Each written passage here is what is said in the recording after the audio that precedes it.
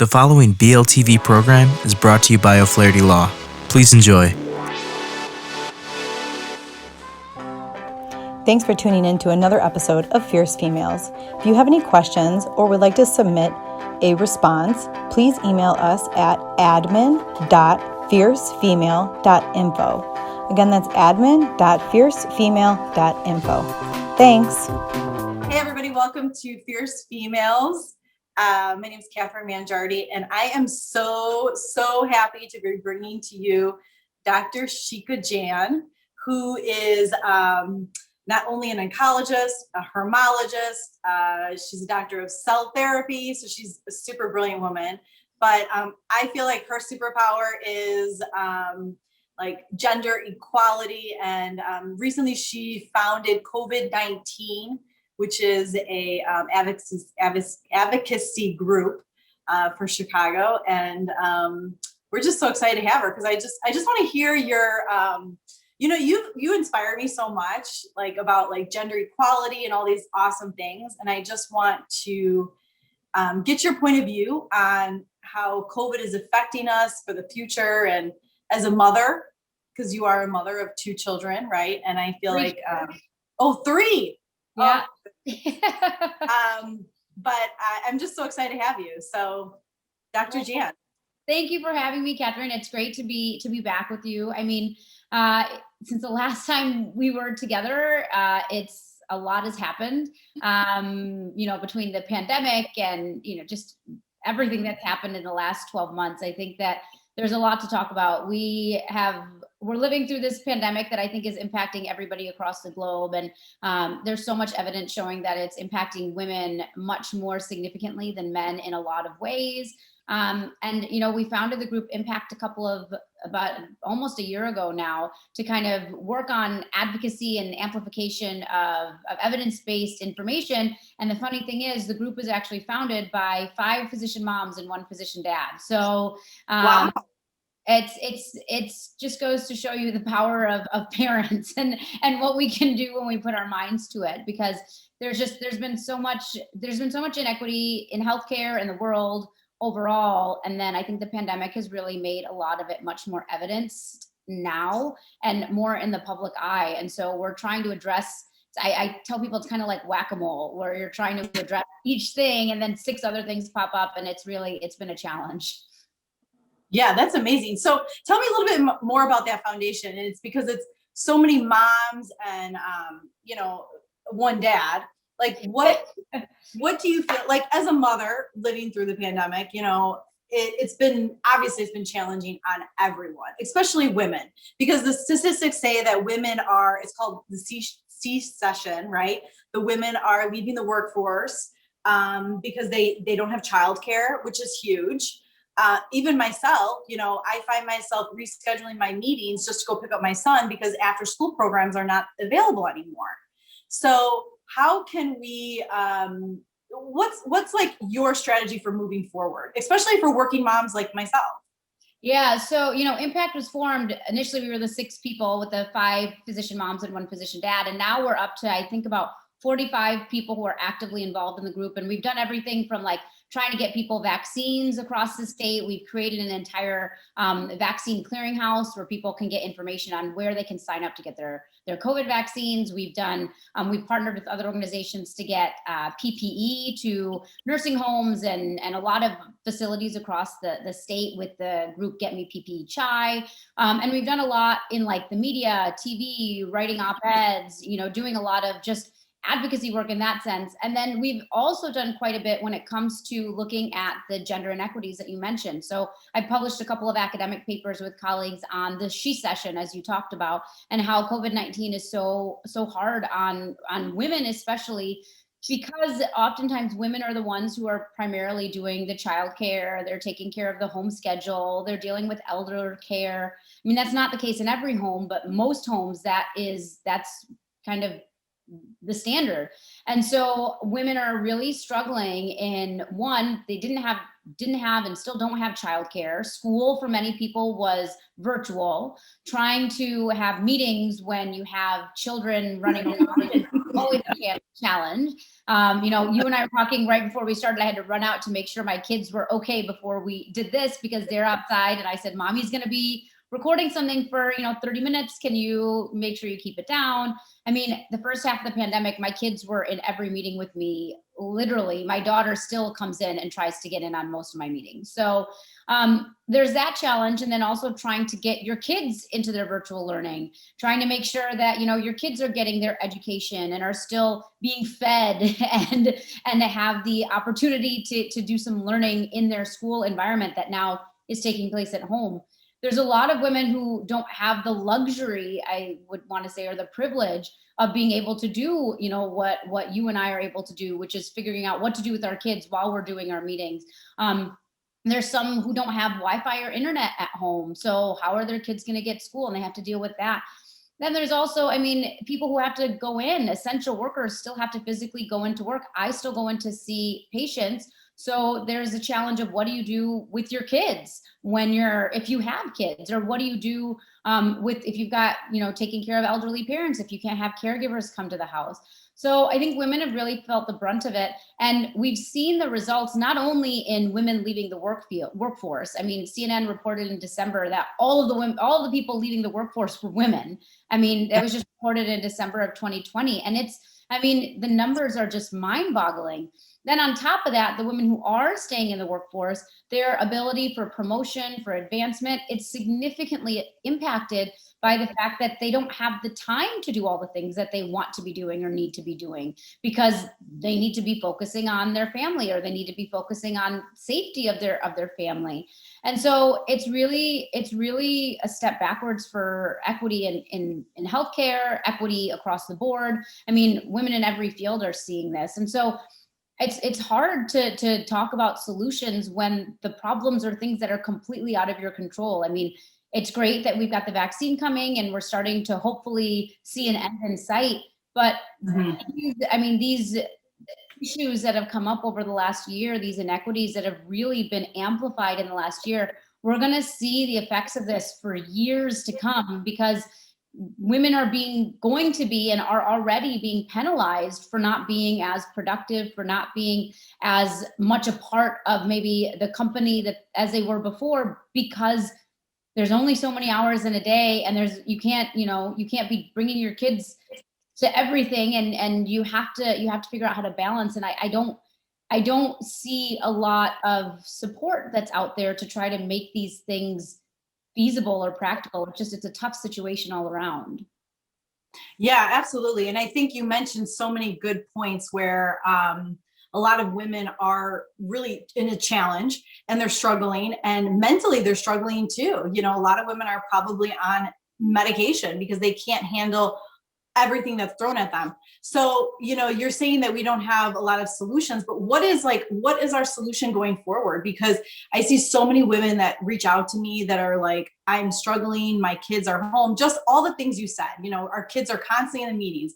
I'm focused on a client meeting and my child's in the room. So what can we do going forward to move this process and get through it faster and quicker?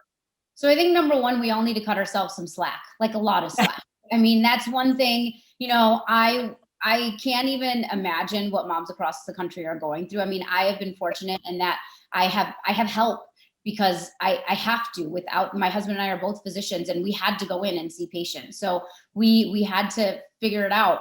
But I'm lucky in that sense. I'm very privileged in that sense. I think the first thing we need to do is we need to cut ourselves and cut each other a lot of slack, because this year has been unlike any other year in our lifetime, to say the least. Yeah.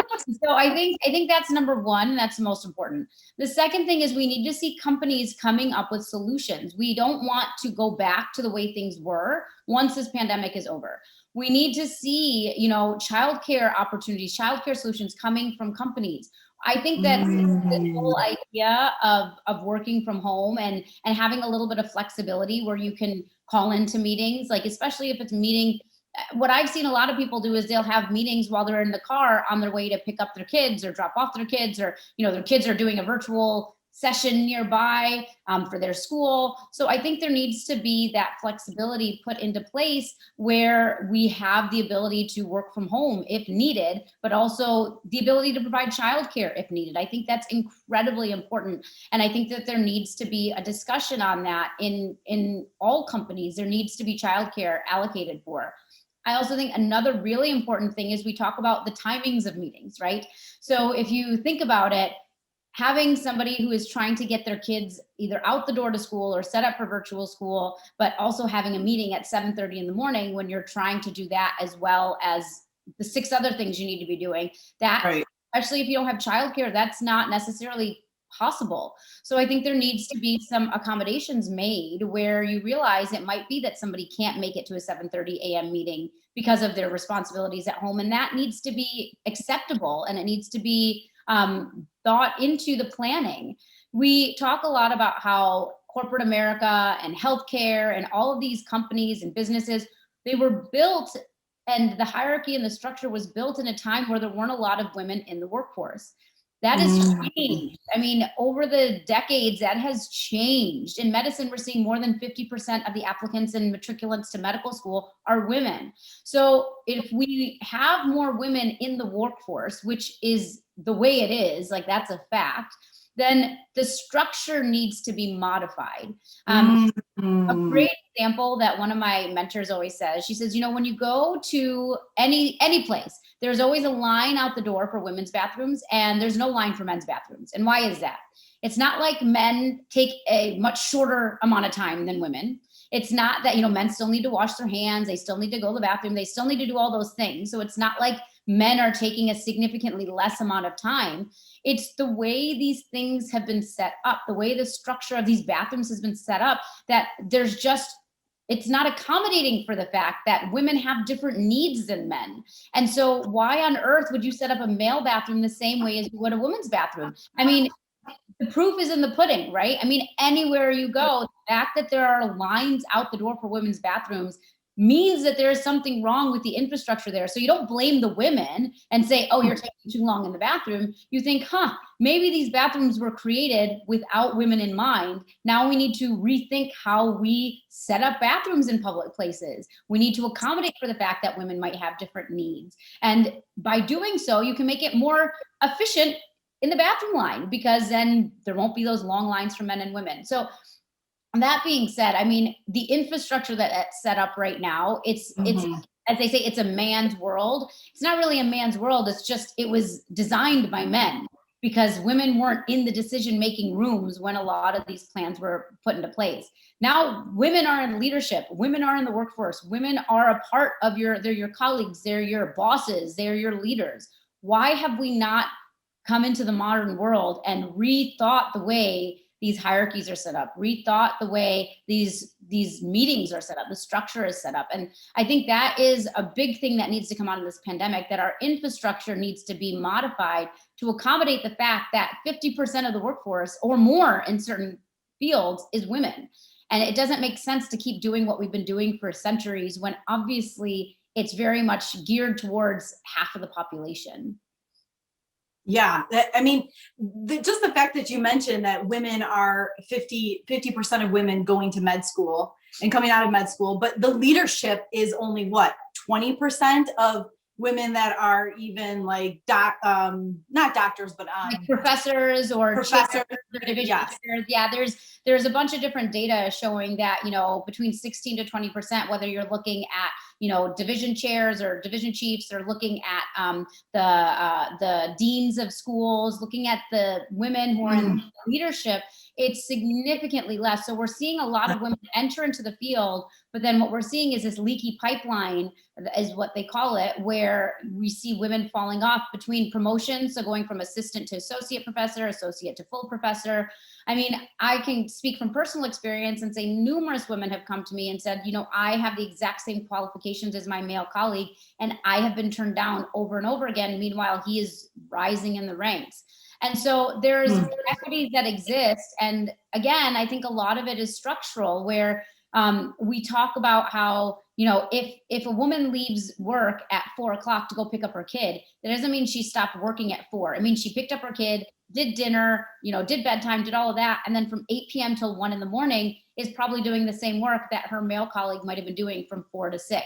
So women are often doing work during their free time or during their downtime, and it's not being accounted for, and so they just aren't being recognized for what they're doing. And that's just one small portion. There's also, we talked about this the last time we chatted, there's a pay gap that still exists in medicine. I mean, it's crazy. If you calculate it out for certain specialties, it's millions of dollars over a career that are lost by the pay gap for people working the exact same amount of hours, doing the exact same amount of productivity and work, and getting paid significantly less. So it's not a one-stop shop for this is the one solution. I think it's a multi-layered approach. But in order for it to be effective, we need men in leadership to also buy into the fact that this is a problem. And once they buy in, they need to be bringing their female colleagues to the table and saying, okay, this is the problem. What are the solutions? And then implementing those solutions. Because as you astutely pointed out, there are more men than women in leadership, significantly more men. And if they're not willing to work on fixing the problem and fixing the system, then nothing is going to change. And I also want to point out that for women with intersectionality, these problems are even greater. I mean, they face so much more discrimination. And I mean, there's something that's been coined as the minority tax, and there's something else called the mommy tax, where basically you're taxed for being a mommy, you're taxed for being a minority. And if you're a woman of color and a mom, you're taxed for being all of the above. So it's really unfortunate that we're at a point now where these issues still exist. But me being the cautious optimistic I always am, I'm hopeful that this pandemic has made these inequities even more obvious, so that our leaders realize that it's time to use this pandemic as a way to really change the structure in the system to allow for things to move forward more equitably, because we're losing so many brilliant minds from medicine. They're just leaving because they don't want to deal with the inequities anymore. They don't want to deal with, you know, having to fight their way to get the same thing as their male colleagues. And it's unfortunate because we're seeing our best and brightest lead. We're seeing those who we really need their voices out there be silenced by just pure fact of frustration and not wanting to put up with it anymore. Yeah, we did talk about this last time, but it's also the women. Is it the women not championing themselves to get them to the next level, and the women not having the confidence to go forward with that? Or is it just that they're staying at home and they just give up and they're just saying, I'm just going to take care of my children and kind of just sit back and let my husband deal with it? So that's a great question. So that's actually one of the arguments that a lot of people use, which is women don't advocate for themselves. Women don't, go up for these positions. But that has been shown to be not true at all. We've seen I will say this, oftentimes women don't brag about themselves. They don't advocate for themselves as much as men in general. That's something that anecdotally we've seen. But what we're also seeing is even when women do champion for themselves and advocate for themselves, they don't get the same positions, or they're not even considered for them. A lot of times what happens is we talk about sponsorship in medicine, where, one of your colleagues, one of the leaders will say, oh, this person would be great for this opportunity. A lot of times women aren't even thought of in those positions. So it'll be, oh, hey, Joe's a great guy and I think he'd be great for this leadership position. Jill might be good, but she's got 3 kids at home, so she probably doesn't have the time. So a lot of times women are written off and not even considered for positions because of things that really shouldn't be taken into account when you're talking about offering someone a position based on their objective abilities and their ability to perform. So I think, this concept of women not going for these things has been disproven so many times, because a great example is when women and men are presenting at a conference. There's been so many studies showing that men will often be introduced as Dr. So-and-so, and women will be introduced by their first name. So when that happens, the man is automatically put in this like expert category, and the woman is automatically like, who is she and why is she even on this panel or on the stage? So these unconscious biases, these implicit biases that exist, they often result in women not only not getting the same opportunities, not being considered, but actually, you know, it's something where women are seen to not be as equivalent because of these inequities that exist. So, and there's so many different pipelines that have been created. ELAM has this amazing program for women in leadership to like excel. I've just started a program for early to mid-career women, like a leadership development program. So they all exist. It's not that these women aren't interested. It's not that they don't exist. It's that they aren't given the opportunities, or when they advocate for themselves or apply for these opportunities, they're shot down. And I've seen it's happened to me personally, so I can speak from personal experience. It's happened to friends who literally, I've had friends who have a specific objective example. A friend submitted a paper for publication, and it was rejected. Colleagues submitted almost the exact same paper, only he was the first author, and same journal, and it got accepted, despite the fact it was almost the same paper. Wow. There's data. Wow. It's crazy. I mean, there's a study that came out of Yale a couple of years ago that showed, if you look, it was 2 CVs it's called the CV, or the resume study. The only difference between these 2 CVs was one was a man and one was a woman. And they were applying for a job as like a lab, like in a lab. And the man was offered more money. He was thought to be seen as somebody that could be easy to mentor, and was basically he was seen as more hireable than this woman, despite the fact they had the exact same credentials. Everything was the same except for the name. So it's not that women aren't going for these things. It's that when women go for these things, they're discounted for a variety of reasons. And that is a really big issue. And so there's been a lot of stuff out there about how we're trying to teach men and women to address and identify these unconscious biases, and by doing so allow for a greater opportunity for these amazing women to advance, but we've still got a long way to go. Yeah, definitely a long way to go, because what you're talking about is not just a little shift, it's a cultural shift. So it's the mothers like myself that have 2 young boys, and how I raise my boys to treat women, and how my boys see other people treat me, is a cultural shift. Like, I have to raise them the right way to champion women and to treat women the way that any other man that they would treat. So yeah, it's definitely a cultural shift, and that's amazing. Well, you're clearly very passionate about what you do, and I love all your statistics and everything you're doing. It's amazing. Thank you for spending the afternoon with me when I know you could have spent it with your 3 children. But I feel like we both have like such a passion for gender equality and women and champion women, and it's just so important. So thank you, Shika. Of course. Well, thank you so much for having me. Take care. Bye. Bye-bye. Okay, I'm going to, you're there? Yeah, I'm still here. You rattled off so much. Sorry, I hope I didn't talk too much. I was like, I don't know where all to take this, so I tried to cover as much as I could. And I try to keep it short, because I noticed that people, like, if I drag a podcast on too long, it's hard for them to like stay focused. But and I feel like it's just such a great it's such a huge topic right now. And I love the way you put it, where companies have to really start to change their mentality towards it, and companies need to be more flexible around it.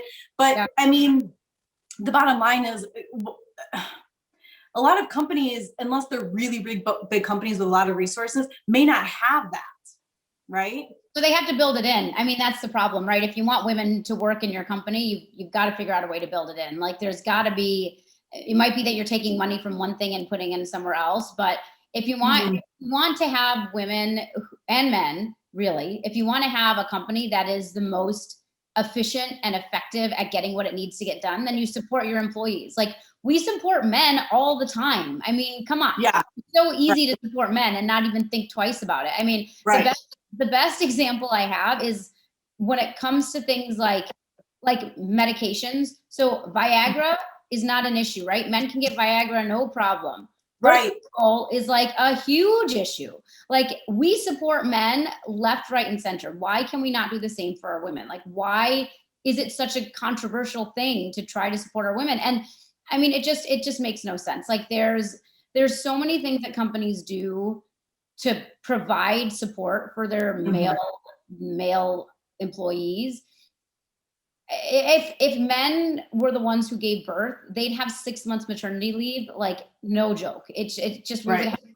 But we don't have any maternity leave policy in this country. Like, Right. it's crazy. So I think that there's a lot that needs to be said. Well, there's just a lot that needs to be done in this space, and it's about a mindset change. And the hope is that the next generation, as you know, they continue to grow and people start realizing that this is the way things need to be, we start to see those changes. But I don't know. It's interesting to see. I think, like, to your point, I think women need to start stepping up and being more leaders. And as soon as we have the women in the leadership, they'll fight for I mean, it's proven that when women are in Congress, there's more laws that are passed that advocate women. Yep. And when women are doctors, there's more advances in female healthcare. Like, Yep. This is all proven. So I feel like women just need to step up and start taking charge and keep going with it. The problem with that is, so you're right, women need to step up, but when women step up, they get torn down. So like, this isn't something that should go on the podcast, but I mean, I have done that, and I have been destroyed. I have been attacked. I've had people like come after me and say, who do you think you are? Despite the fact that I'm at the same level as other people. But when I start trying to like expect things and expect that my leadership is I mean, it's a no-brainer, right? I'm doing the same thing as this guy. How come he's getting the accolades and I'm not? Not even accolades, but the leadership opportunities. And then you get torn down. I mean, it happens to women all the time, where women try to strive for those leadership opportunities and get to that point, and they end up attacked. People literally will spread rumors about them. I've had that happen before. It's awful. Yep. I mean, there was very true. There's a woman right now, it just happened this weekend at Tulane, this African-American woman who, and this is where we talk about intersectionality, she was actually told that she could not be the program director by herself because she was an African-American woman, and they thought it would bring the wrong crowd of people to apply to their medical program. And they wanted a white male to be her co-director with her because she was an African-American woman. So she's gotten to the point of being a leader, and even then she was told that, no, you don't get this opportunity because of exactly who you are. So it's not that women aren't getting into these opportunities. It's not that women aren't advocating for themselves. There are so many men who are still in positions of power that once the women get there, they just don't, it's not even that they're not set up for success. They're literally torn down. I mean, they are dragged through the mud and torn down. And it's just not, it needs to change, but it needs to change from the top down, because if the top doesn't change, the bottom isn't going to be able to make the changes on their own. So without the people in leadership actually realizing this is a problem and making the changes, it's never going to change. Yeah, that's crazy. That definitely has to get added into the podcast. Well, I'll tell you, I actually just this week am launching it's a leadership development course for men. And it's called the Inclusive Leadership Lab. I'll email it to you, actually. It's targeted at men in healthcare, male leaders in healthcare, and getting them to kind of develop the leadership skills you need to be an inclusive leader. Because when we talk about men coming to the table, a lot of times men come to the table and they don't know how to make changes. Like they come and they've got good intentions and good hearts and they want to make changes, but they don't know how. And so that's a very good point. Yeah. And it's not that men are bad. Men are great. I love men. My husband is a man. But I think that the challenge really is these good men don't know how to set up the infrastructure to change things effectively and at a large scale. So this leadership development course that I'm launching, it's actually these two phenomenal authors who they lead in this space, in this he for she allyship space.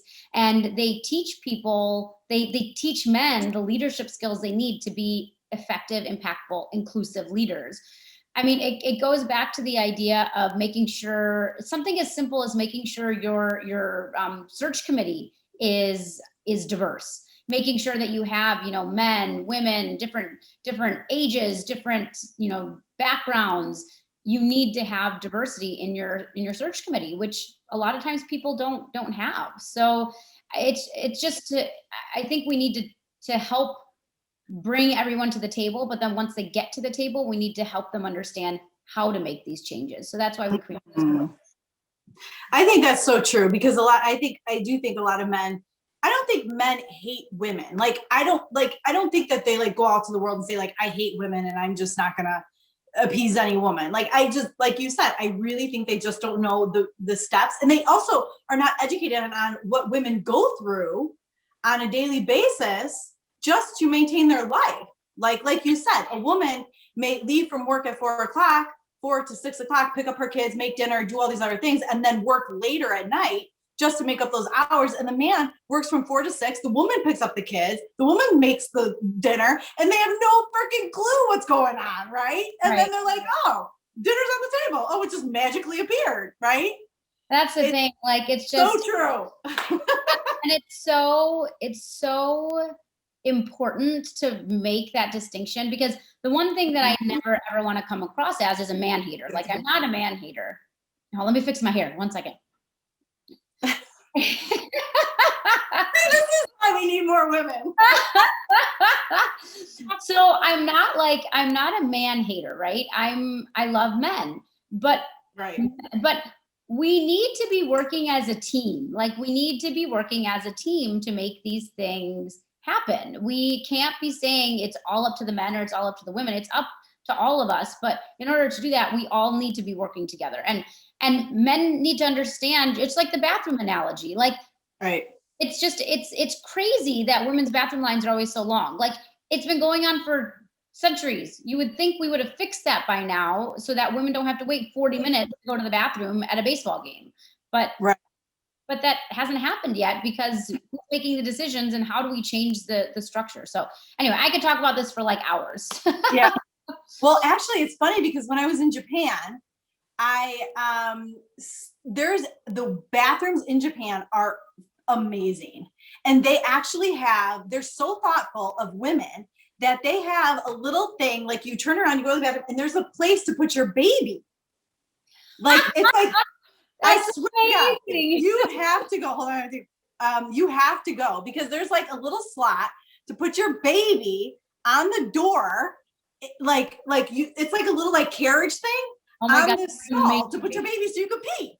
Like, is that not the smartest thing on the planet? This is what I'm talking about. Like, this is the kind of stuff that needs to be thought about. That, I mean, my husband would never think of that. Like, I mean, even though he is a wonderful advocate for me, he would never think that I would need somewhere to put a baby when I go to the bathroom. Like, that's just that's bonkers. That's amazing.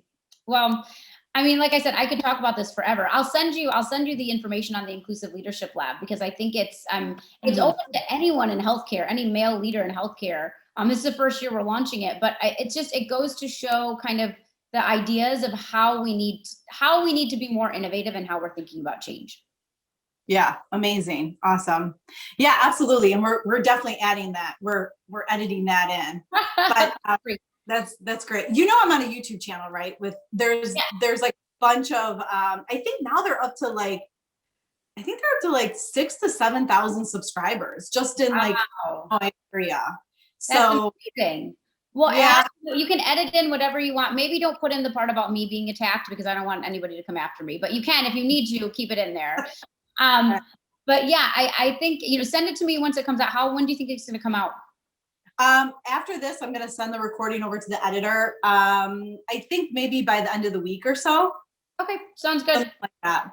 And then we could send it out and definitely share it. And I'm like, I didn't sign a contract with them, but I did say like, I'm going to do 2 podcasts podcasts a month because that's all I can handle right now. I can't do any more than with work, Sure. work, kids, school, all that stuff. But I actually was going to stop podcasting for a while. And then one of the ladies that I had on one of my podcasts literally called me crying. And she's like, you have no idea. You changed my life. You changed my family's life. You changed all these kids' lives. Wow. Yeah. And so I was like, well, and she's like, you have this platform that has been given to you. And if you just stop doing it, she's like, none of these people are going to hear these great stories. You're not going to get the message out. And so it kind of like hit me. Like, I was like, well, maybe there's something more to it. Maybe I have been given like this passion to do this for a reason. Absolutely. Totally. You should keep doing it. I mean, you're amazing at it. You are very good. It's so conversational and it's good. You should absolutely keep doing it. Yeah. Yeah. And so I'm just like, you know what, maybe there is something to it. Maybe I'll just keep doing it and kind of go through it and all that good stuff. But yeah. Yep. Well, I'm excited to see it. Let me know when it comes out. Okay. Okay. Thanks, Shika. Take care. See you later. Bye. Enjoy your kids. Thanks. You too. Bye. Bye.